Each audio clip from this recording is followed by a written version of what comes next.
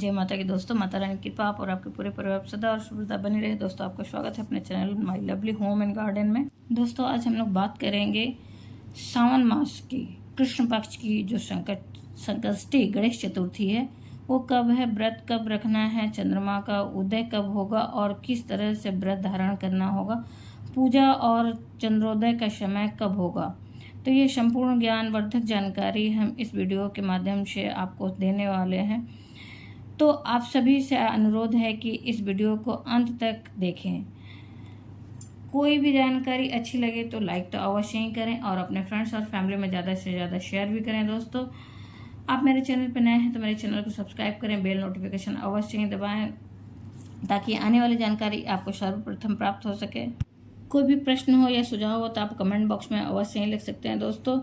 और ये वीडियो थोड़ी लेट आने के लिए सॉरी है, क्योंकि कुछ व्यस्तता होने की वजह से मैं अभी लॉन्ग वीडियो नहीं बना पा रही थी दोस्तों, लेकिन अब कंटिन्यूअस रहेगा।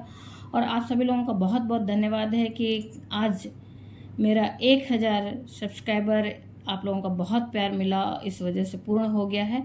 तो आज हम लोग बात करते हैं संकष्टी गणेश चतुर्थी के बारे में। दोस्तों, आप लोगों को भी गणेश चतुर्थी की बहुत सारी शुभकामनाएं और बधाइयाँ। साथ में मेरे 1000 सब्सक्राइबर होने के लिए भी आप लोगों का बहुत बहुत धन्यवाद और शुक्रिया। आप लोगों का बहुत प्यार मिला, इसके लिए बहुत दिल से मैं आभार व्यक्त करती हूँ आप सभी लोगों का। फिर दोस्तों, हम लोग आते हैं अपने विषय पे।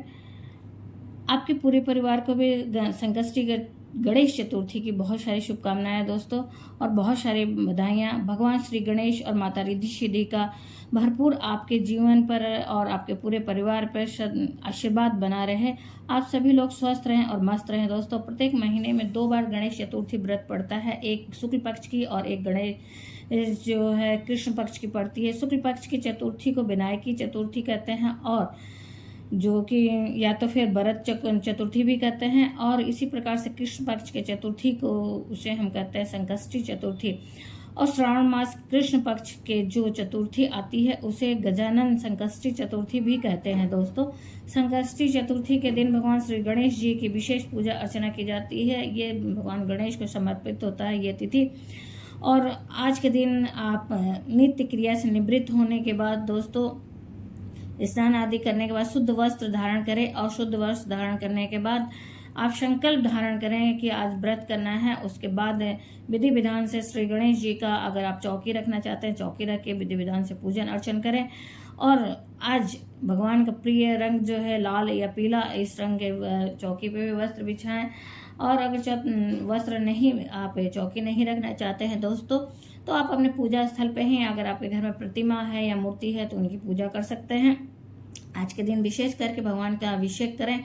अगर मूर्ति है तो गंगा जल छिड़काव करें और शुद्धिकरण करें और एक दीपक जलाएं। और अगर चौकी रखते हैं तो एक कलश की स्थापना भी करें।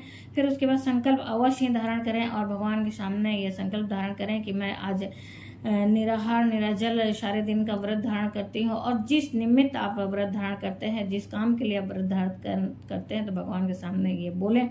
फिर उसके बाद विधि विधान से भगवान की पूजन अर्चन करें दोस्तों। आज के दिन विशेष करके भगवान को सारी भगवान की प्रिय वस्तु को अर्पित करें। षोडश विधि से भगवान की पूजा अर्चना करें, धूप दीप नौवेद्य चढ़ाएं और मोदक हो सके तो अवश्य चढ़ाएं। अगर नहीं संभव है तो 15 लड्डू का भोग अवश्य लगाएं। साथ में आप लड्डू भी नहीं संभव है तो गुड़ का भोग अवश्य लगाएं दोस्तों। भगवान श्री गणेश के आशीर्वाद से दोस्तों किसी भी मनुष्य के जीवन की सारी परेशानियां और कष्ट और दिक्कतें और गरीबी नष्ट होती है, उससे मुक्ति मिलती है दोस्तों। गणेश चतुर्थी जो है दोस्तों 6 तारीख को ही, आज के दिन ही सुबह 6:19 से प्रारंभ हो जा रही है और समाप्त हो रही है 7 जुलाई को 7:50 पर। तो पूरे दिन का हमें चतुर्थी तिथि प्राप्त हो रही है। और ये रात्रि यानी कि रात्रि में मान्य होता है, रात्रि का इसे समय देखा जाता है दोस्तों। तो रात्रिकालीन के अनुसार आज के दिन ही 6 तारीख को ही इसका पूजन अर्चन किया जाएगा और व्रत धारण किया जाएगा दोस्तों। और चंद्रोदय का जो समय है, उस चंद्रोदय में चंद्रमा को अर्घ अर्पित करने के बाद ही व्रत खोला जाएगा। आज के दिन भगवान के भोग में आप दोस्तों मोदक और लड्डू के साथ साथ दुर्वा अवश्य ही अर्पित करें। दुर्वा आप 21, 11 या 51 की मात्रा में भगवान को अर्पित कर सकते हैं और भगवान के भोग में भी अवश्य दुर्वा अर्पित करें। साथ ही दोस्तों पीले पुष्प अर्पित करें भगवान को और जोड़ा जनेऊ भी अर्पित करें, पान अर्पित करें भगवान को, पान बहुत प्रिय है भगवान को, पान भी अर्पित करें दोस्तों।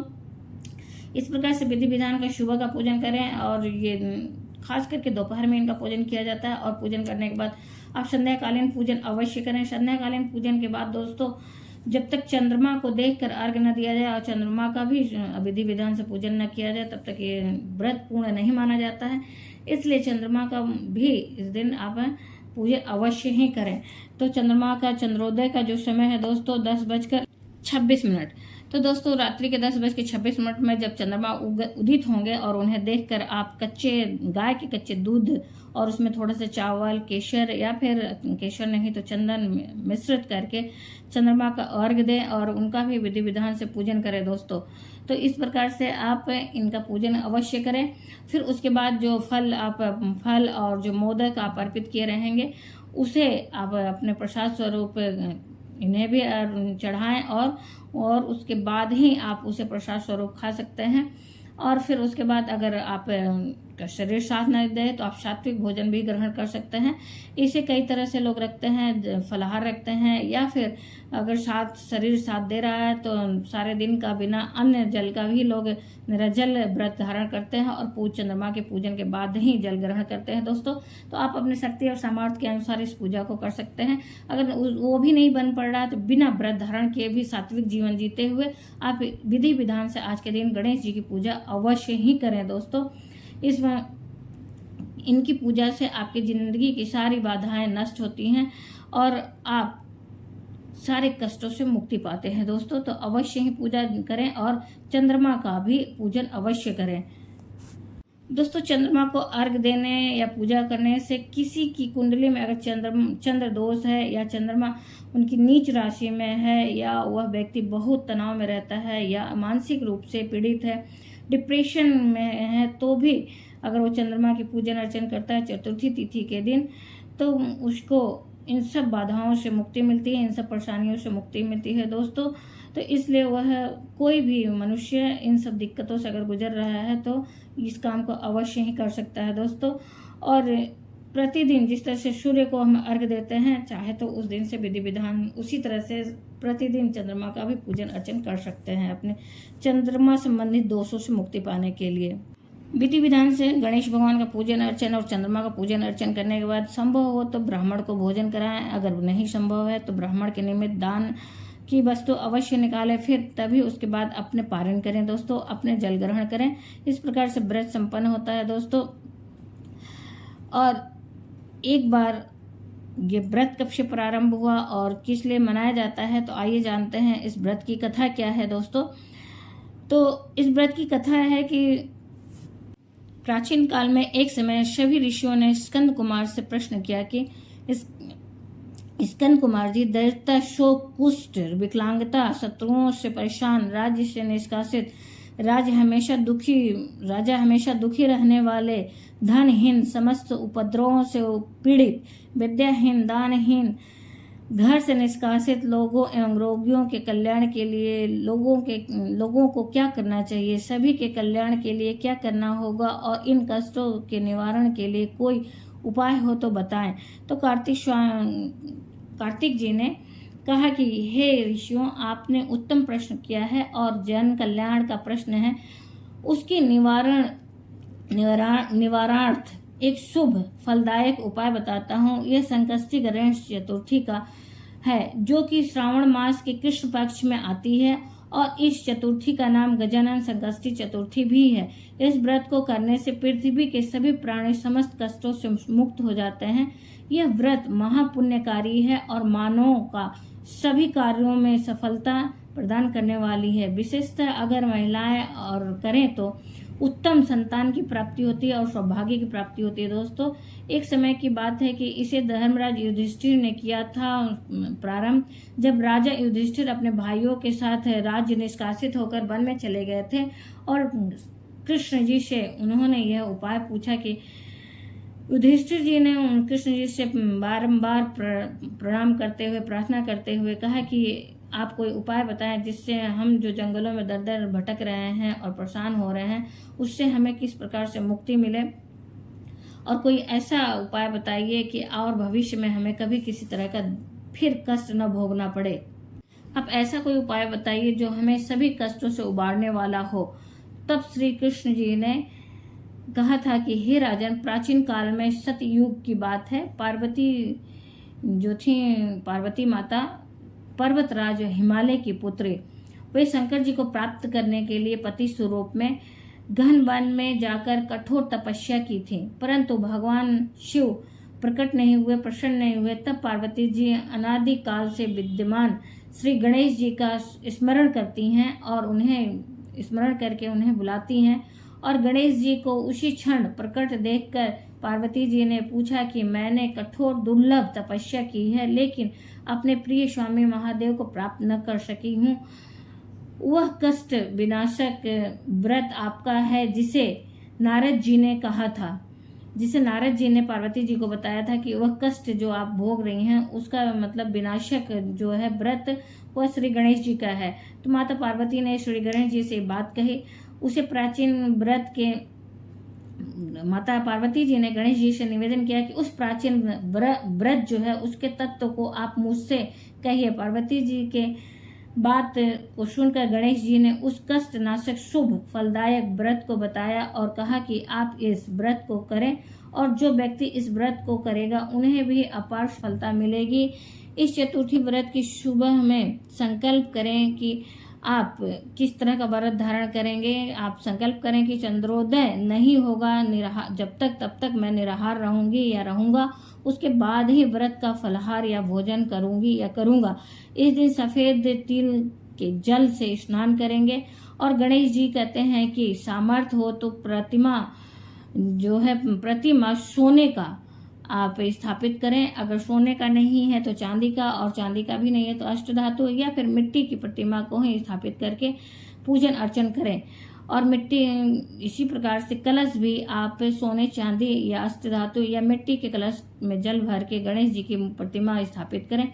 कलश और गणेश जी की मूर्ति को नीचे वस्त्र बिछा के अष्टदल कमल बनाकर चौकी पे स्थापित करें। फिर षोडश विधि से पूजन करें और भगवान गणेश का ध्यान करें और कहें कि हे लंबोदर, 4 भुजाओं वाले, 3 नेत्र वाले, नील वर्ण वाले, शोभा के भंडार, प्रसन्न मुख वाले गणेश जी महाराज, मैं आपका ध्यान करता हूँ या करती हूँ।